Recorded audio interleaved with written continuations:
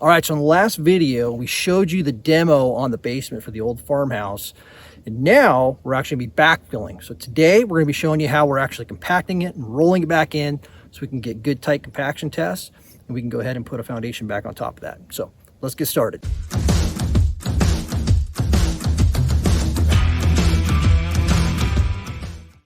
All right, so this is the bottom of the basement. So everything's been torn out. We had a bunch of concrete in here. And now the guys are whacking in all of the pad footings that we had dug before. That was going to be for the modification we were doing to the basement foundation, and now it's been removed. So he's down there now. We built this with GSB, granular subbase, and he is packing all of that in. We've got moisture in it. We have our soils engineers coming out to actually look at this. He's spreading this GSB out, and then we're rolling it with this roller in order to tighten this up. That roller's got a vibrator in the drums that compacts and stuff. You can see how tight that material, how tight this is on the ground here.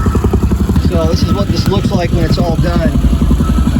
So we're doing this in lifts. We got to lighten up the moisture just a little on it.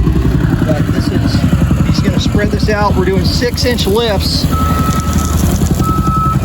in order to make sure we get good compaction. So no more than 6 inches, flattening it out, and then we're rolling it all the way up. We got to put 4 feet in here. So and then as we're moving over, we're going to be taking this whacker here and actually hitting this edge on the edge here. So it's built a ramp going out so you get it in and out of the basement here.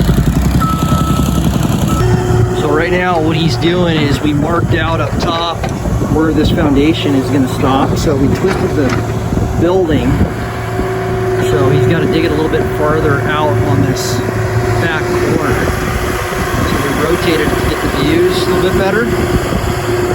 And we marked up those lines, and now he's going to dig those. He's over digging by about 3 feet outside our piping lines. And then we're going to dig down a foot below this existing backfill that we put in.